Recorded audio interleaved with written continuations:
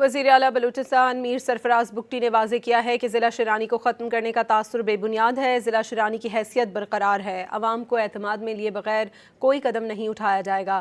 وزیر اعلیٰ بلوچستان میر سرفراز بگٹی نے ژوب میں قبائلی عمائدین سے خطاب کرتے ہوئے کہا کہ بلوچستان کے تمام اضلاع کی متوازن ترقی حکومت کی اولین ترجیح ہے۔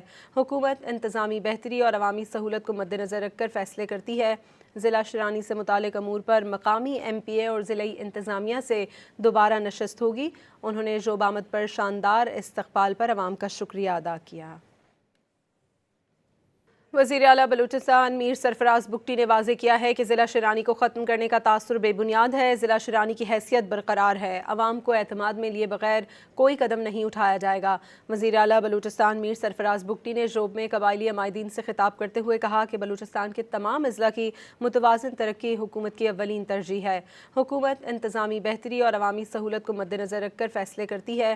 ضلع شرانی سے متعلق امور پر مقامی ایم پی اے اور ضلعی انتظامیہ سے دوبارہ نشست ہوگی۔ انہوں نے ژوب آمد پر شاندار استقبال پر عوام کا شکریہ ادا کیا۔